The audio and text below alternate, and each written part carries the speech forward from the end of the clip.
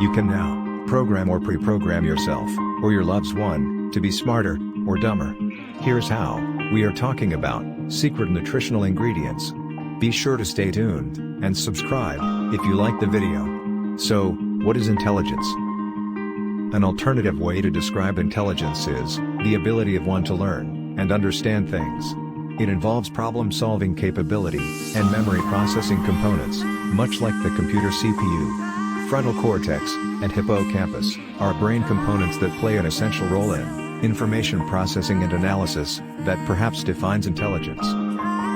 Well, this video is not intended to argue if intelligence is purely inborn and finite. Rather, it's more to what could be done to refurbish or improve one's IQ baseline. There are certainly medical situations that play an essential role in deciding one's baseline intelligence. I'm talking about something like genetic mutation or some form of syndromic conditions which you have little control over. The biological world of a cell is a complex environment in which tons of chemical processes happen to produce a desired physiological result. As such, there is no single factor to explain the definitive causal relationship of one factor to one result. All factors interplay in a complicated biological environment to generate a desired IQ score. We are talking about not just the genetic baseline, but also environmental stimuli and nutritional factors too. Theoretically, your score in problem-solving skill may be augmented with right training, including well-designed skill courses, proper education, with knowledge expansion, appropriate environmental stimulation, adequate sleep and exercise, no smoking, no stress or depression, no inflammation due to infections or allergies, or perhaps feeding your brain cells with the right nutritional ingredients and appropriate healthy lifestyle. Nutritional factors in intelligence are the focus of this video today. It's unwise, however, to overpromise that the secret nutritional ingredients are all that you need to preset, rebuild, or restore your intelligence. Perhaps it's more appropriate to see it as a mini-programming factor to fine-tune one's intelligence or IQ score in the context of energy efficiency and inflammatory disturbances. The fundamental idea of having a highly preserved IQ, in terms of nutritional perspective, is to ensure energy sufficiency and delivery, in addition to keeping brain-derived neurotrophic factors in check for active cellular recuperation following inflammatory damage. Seafood, shellfish, beef, chicken eggs, salads, and vegetables are rich sources of zinc, copper, vitamin B12, vitamin D, iron, and magnesium. No greens? No worries. You can get magnesium, potassium and zinc from sardines readily.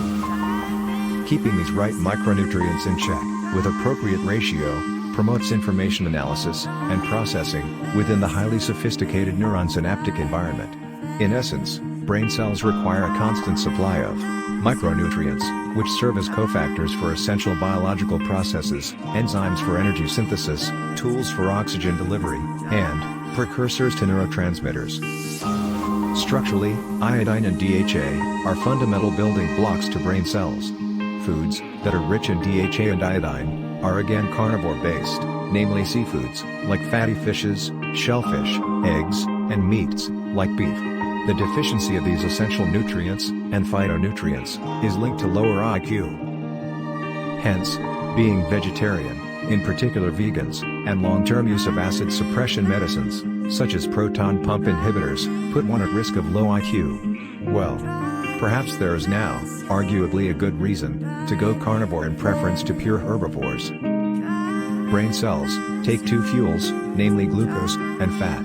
Oxygen is used to burn these fuels to keep the cells alive and functional. Feeding the brain constantly with glucose inevitably leads to the decrease in regulation of insulin receptors in brain cells, hence insulin resistance and metabolic inflexibility.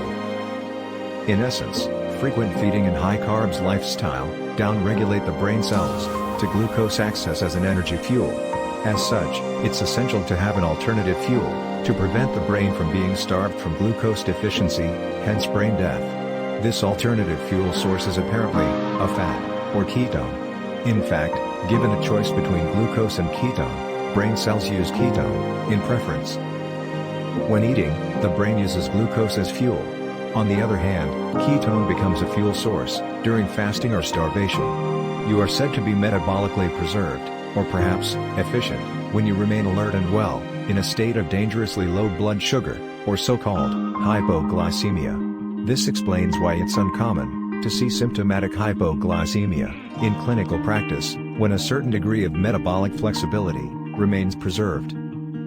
Insulin resistance not just deprives the brain from glucose energy supply, it's highly inflammatory in nature, with increased susceptibility to infection and cellular damage, in the background of poor recuperation. Low-carbs lifestyle, intermittent fasting, adequate good sleep, and regular sprinting exercise, under the sun, are very therapeutic for brain cells recuperation, or perhaps, regeneration by way of keeping brain-derived neurotrophic factors in check. In the nutshell, keeping constant energy flow, within delicate neuronal environment, by right micronutrients, and energy fuel, make one becomes smarter, whereas, regular high-carbs diet, in the background of high inflammatory environment, makes one turns stupid. Take-home message. The brain has no storage capacity to stand by necessary fuel and micronutrients to keep energy levels in check at all times. The brain takes up at least 20% of total body energy, and is arguably the hungriest organ in the body. Every single brain cell needs easy access to energy services to stay alive and function efficiently. Permanent brain damage may entail 4 minutes after energy deprivation due to hypoxia.